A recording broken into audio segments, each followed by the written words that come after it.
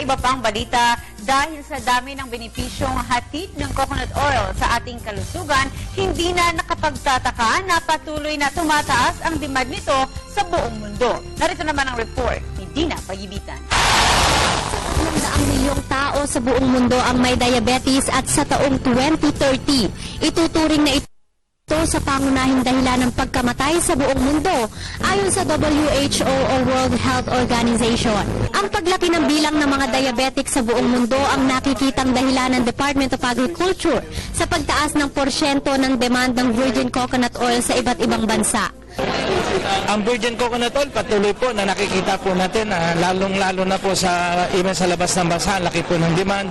Kasabay nito, malaking tulong din ang lumalaking demand sa kabuhayan ng ating mga kababayang magninyog. Dahil sa dami po ng nagiging diabetic sa buong mundo, ay malaki po yung tulong na market po sa coconut sugar sapagkat even diabetics can use the coconut sugar sa kanilang pong pagkain. Sa paglipas ng panahon, napakaraming gamit na ng virgin coconut oil tulad ng paraan ng pagpapalusog at pagpapaganda. Dahil na rin sa patuloy na pagnanais na mapatunayang epektibo ang virgin coconut oil ng bansa, nagsagawa ang University of the Philippines at Department of Health ng clinical studies ukol dito. At hindi naman nabigo ang nasabing pag-aaral dahil napatunayang epektibo ang virgin coconut oil ng bansa.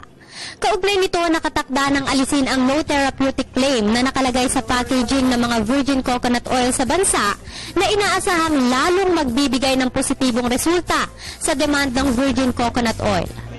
May request na po kaming ilagay. I just don't know kung meron na pong approval na lumabas. Para sa Telebisyon ng Bayan, ako si Dina Pagibitan.